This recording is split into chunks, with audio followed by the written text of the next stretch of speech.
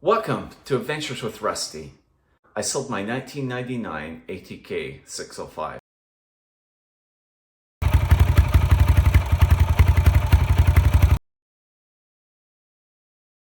to Weston Baker in Massachusetts.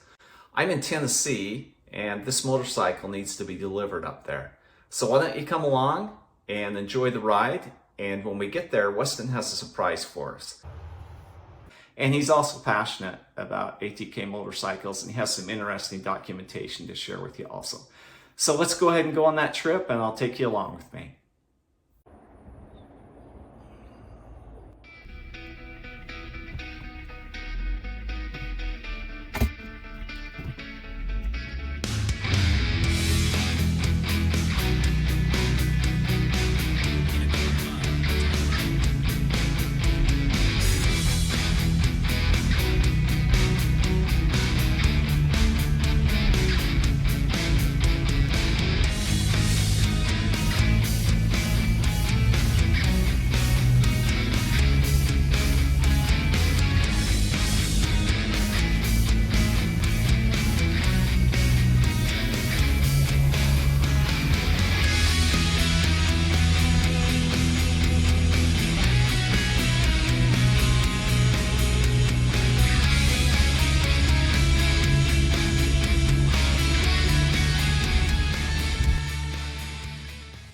Well, we just arrived from Tennessee to Massachusetts. We've got Weston here who's going to show us his ADB Avenger. Hello. So, but yeah, let's see this just inside there. Yeah, just inside.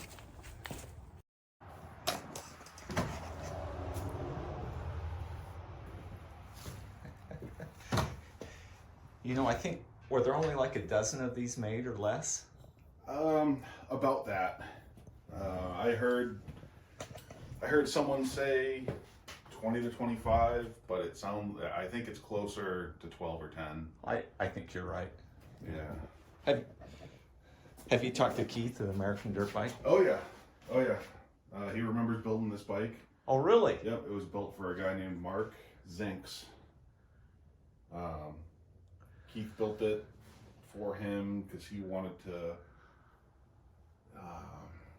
either race enduro or cross country or something. Something along those lines. Yeah. Yeah, built it how he wanted it, how Mark wanted it. So I got it probably, oh geez, at this point, a couple of years ago. I wouldn't say all this time, but Do you know what the story is with ATK and ADB Avenger, or? For the most part, yeah. You kind of hear different things from different people. But from what I gather, it was when ATK moved to Utah, it was supposed to be more or less the continuation of the original-ish design of the ATK. Because this still has the 8-track and the counter shaft rear brake. Over here. Yep. Okay. Yeah, it does. Discard with the ATK on it. So when they went to Utah, they took off this this ATK device. I'm not sure what you would call it, but yeah, definitely. And then you've still got the brake here on the ATKs. They've moved the brake to the back. Yep, as you can see on the 97 behind it. Yeah, yeah. Well, other side. Yeah, but you can see it's no longer on the counter shaft. Yeah, yeah. There. Well, yeah. There. So this is a 97. So you got the upside down forks on it. Yep. The WP. Yep. Those are the 4057s. Yeah. So you know a little bit about these then. This is now they've got the reverse megaphone, and those help quite a bit with power. I don't know. Yeah. Okay. Yeah, I'm unfamiliar with this. Well, I didn't know if it was custom for the Avenger specifically, or if it's I've seen other exhausts on just the pictures. This is the first time I've ever seen an ADB Avenger in person. the tank, this is the 94-95 ATK tank. This is not the 94-95 tank. This is the 91-92 EFI tank. Oh, okay. Well, I looked. And you know that because it has this cutout. Oh, okay. And that is for... so this is the predecessor to the ATK 94-95 because it's very similar, except it doesn't have that cut. Yeah. This cutout isn't on the ATK. Yep. Okay. Yep. Yeah, I think it was in 92 or 93 they went to this style tank. And then the 94, 95, 96s had the same style tank, but I think it was slightly different. Well, I think for those years. Let's see. 94 and 95 were the only years the ATK used this tank. So 96 would have been the wishbone. The two strokes. Oh, okay. Yeah. It was as long as they were the same between 2 strokes and 4 strokes. Okay. All right. Yeah. And then you've got a super trap exhaust on the back. And this looks a lot like the 94 ATK swing arm, except the horizontal rear shock. Yeah. Now, I suspect they did that because they probably couldn't do the same thing as the ATKs, or I don't know. They probably had to do something different. And then the ATKs in Utah, they had Talon hubs. Do you know who made these hubs here? These hubs are KTM hubs. I shouldn't say KTM hubs. The suspension, so the wheels, rear shock, front forks, and front wheel is all off of a 89 or 90 ATK. Okay. Actually, if they're stamped 90, off of a 90 4-stroke, so probably off of a 604 or a 350. So this is not the original suspension or hubs. It should have. So this is off an ATK, a regular ATK. Yes, this is the front and rear suspension. The front and rear is off an original ATK. Okay. It should have the gold Talon hubs, the newer WP 54, 57 forks. And I don't know what front brake setup it would have had. So these forks are not original to the... No, these forks are off of an earlier ATK. Okay.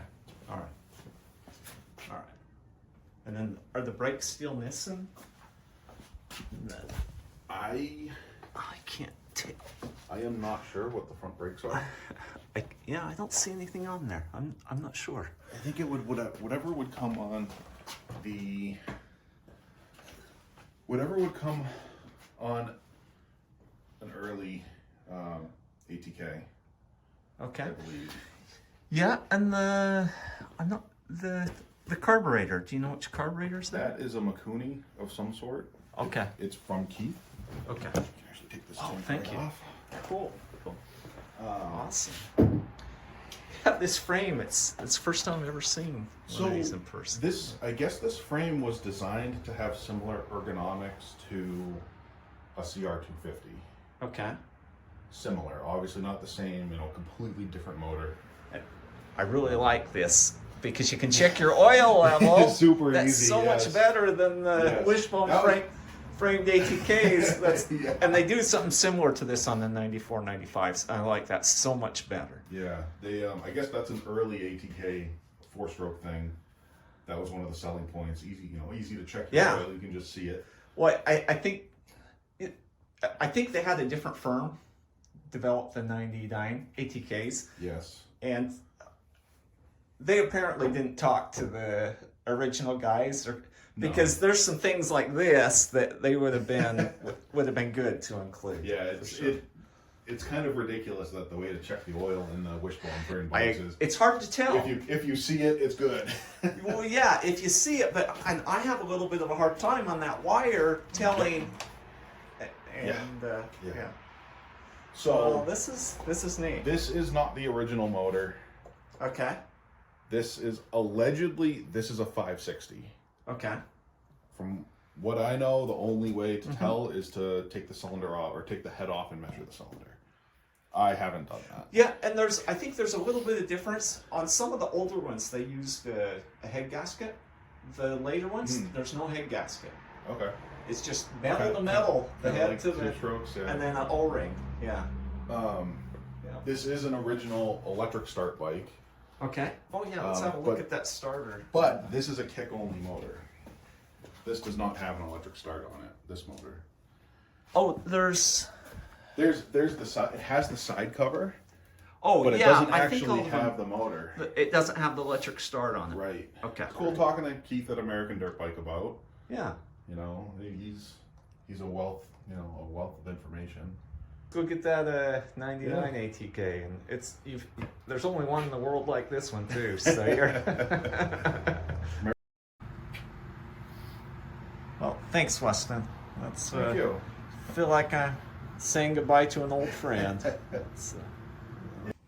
One of the ATK dealers in Florida appears to have done a good job of collecting the documentation that was sent to them over the years. They had taken the bulletins, the advertisements, the information provided from ATK, and they put that in folders. Well, Weston had an opportunity to purchase this documentation, and he shared that with me and showed me some of the documentation which he had. And it was really interesting. I'm going to show a few of those pictures. One of the interesting things that he had was a letter from Horst Leitner. And in that letter, Horst is explaining that he will no longer be associated with ATK. Apparently there was some financial disagreements. And according to the letter, Horst made a voluntary decision to leave ATK. Perhaps ATK has some of this documentation, but I'm not sure that it exists anywhere else. So Weston really has an important part of history for ATK motorcycles. And I want to thank him for sharing that with me and with us.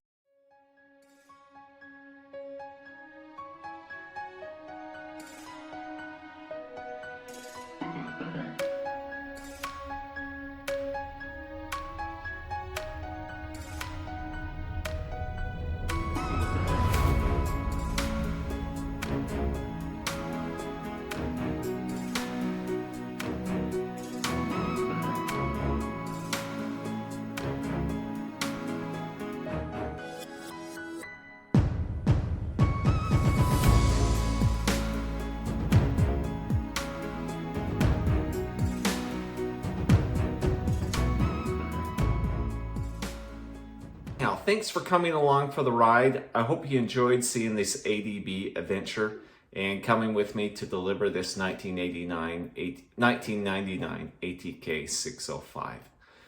Stay tuned for more rides, reviews, and adventures. Have a good day.